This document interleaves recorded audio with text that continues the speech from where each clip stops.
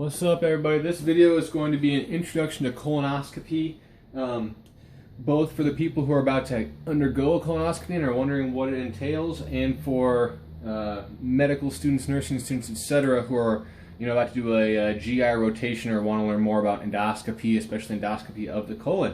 So colonoscopy, as you might know, is a scope of the colon, which the name here tells you, scopy of the colon.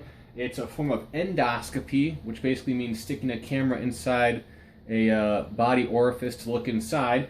And colon means, we're dealing with the large intestine, also known as the colon.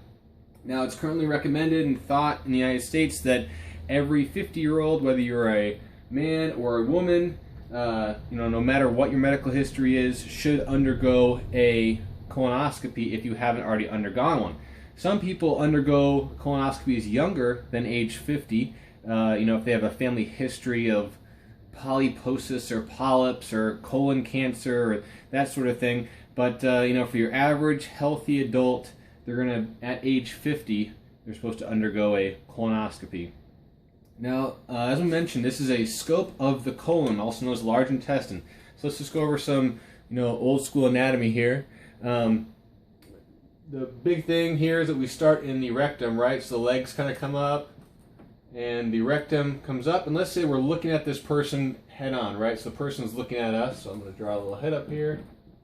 So the person's looking at you and they're smiling because they're happy, because they're undergoing a colonoscopy to make sure that they're healthy. So we go in through the rectum, in through the anus, into the rectum, and then you take a right turn here into what's known as the left colon. Now, even though it's right for us, it's left because the patient's left, so we call this the left colon. And it goes up to the splenic flexure, or the splenic bend here, and we're going to go across the transverse colon, down the right colon, and I'll label these here in a second. And when it goes all the way to the end of the small intestine, which you might recognize in like an anatomy picture as all this bundle of intestine here, and the last part of that is called the ileum. And the first part of this large intestine is called the cecum. So I'll write that down. Cecum. And then the ileum is the last portion of the small intestine there. So this valve right here, which I'll label in a different color, is called the ileocecal valve. And that's what connects the small intestine to the large intestine. So that's typically how far in we go. We go all the way from the anus, sigmoid colon, patient's left colon, splenic flexure, transverse colon, hepatic flexure. They call it hepatic because it's running at the liver, down the right colon to the cecum. Let's see, I'll erase this so I don't get too confused there. And so a colonoscope, or a scope, the actual device, is this black tube, right? That's got a camera on the end of it, and I'm just going to draw what that kind of looks like. So it's the end of it. If we're looking at the scope end on and we zoom it in, usually it has a camera and a light source, and then it has a channel. Some of the new scopes have multiple channels, but the gist of it here is that the camera is for looking, right? The light is so that when you're in this dark colon, you can see what you're looking at, and then these channels can have different instruments go through, or suction devices, or electrocautery, which is like electricity to do some cutting. These are where all your instruments come through. In any case, this is a pretty amazing black tube, right? So it goes all the way out here, and as you go back, there's a control thing that the operator kind of holds on to, and there's some switches and levers and whatnot so they can operate it properly. But in any case, we take this scope. We usually start with a digital rectal exam, which means we use our lubed up finger to go in through the anus and check for sphincter tone, and check, on males we do a prostate exam, that sort of thing. And then we take this scope and we advance it. And when we go in here, we usually go through the colon or forwards quickly, right? So because some people have kind of tortuous or really bendy bowels, and so it's actually kind of hard to navigate through that colon, through that large intestine. So we go through as quick as we can. We're not really taking pictures. We're not exactly removing any polyps like that. We go through pretty quick.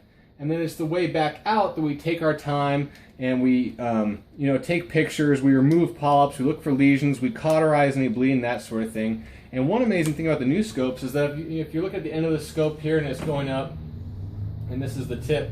The new scopes can actually bend all the way back on themselves, so that you can, if you're looking through this tube, you know, and you want to, and there's this fold, and you can only see this side facing you, and you want to know what's on the back side, the scope can actually go through and bend around to look at the back side, look away from you. Pretty amazing technology, pretty amazing stuff going on.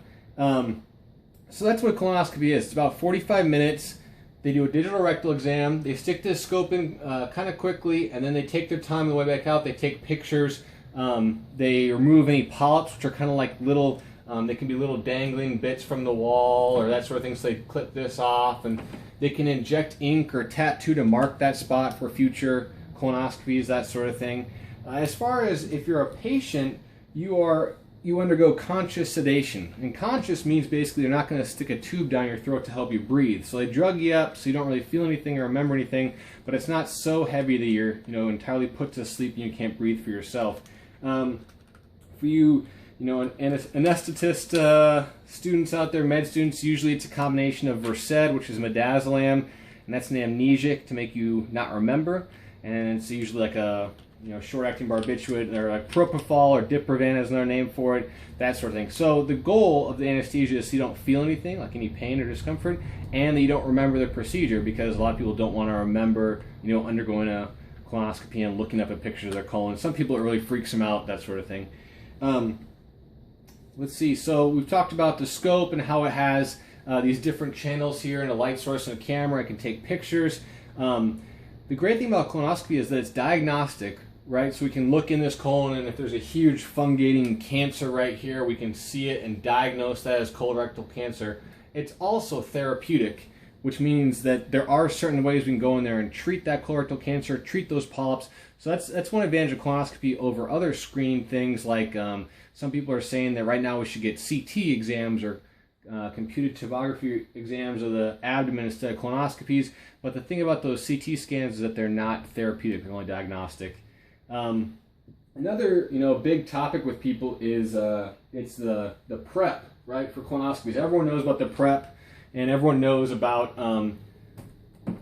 taking the laxative to make themselves go to the bathroom the day before, and that prep is totally necessary. If you are undergoing a colonoscopy, you want to make sure that you follow that prep to the T, because it's really evident when you go in there, if people haven't followed the prep, it makes the colonoscopy take a lot longer, it can make it more uncomfortable for you.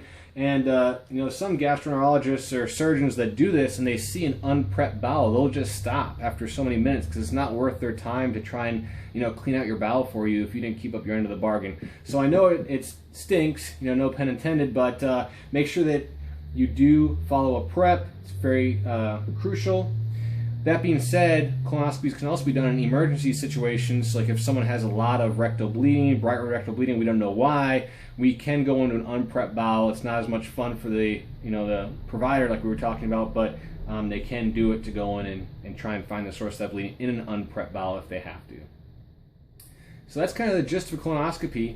A lot of people are pretty hesitant to get one themselves, but it is a great screening tool, and there's been a lot of advances in technology and science to make it into a great screening technique. Just the anatomy again, we have the rectum, sigmoid colon, left colon. This is called the splenic flexure because the spleen is located right up here. Across the transverse colon, this is called the hepatic flexure because the liver is right here. Down the right colon, the vermiform appendix or the appendix would be hanging down here, and usually when you come down here with the scope, you can see an opening to the appendix if the person still has an appendix.